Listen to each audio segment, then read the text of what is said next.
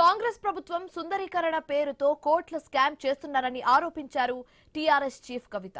త్వరలో మూసి పరివాహక ప్రాంతంలో పాదయాత్ర చేస్తామని చెప్పారు. అలాగే జీహెచ్ఎంసీ ఎన్నికల్లో ఒంటరిగా పోటీ చేస్తామని వెల్లడించారు. టీఆర్ఎస్ పార్టీ అధికారంలోకి రాగానే విద్య, వైద్యం ఉచితంగా అందిస్తామని హామీ ఇచ్చారు కవిత.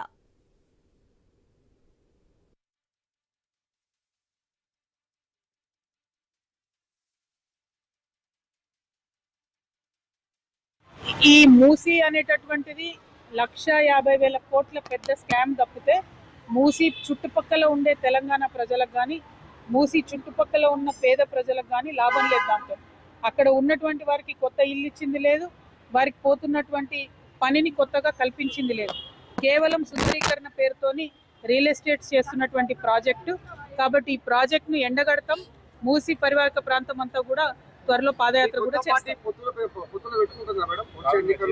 జిహెచ్ఎంసీలో లేదు, ఇండిపెండెంట్ గా ఫైట్ చేస్తాం, ఇండిపెండెంట్ గా పోటీ చేస్తాం.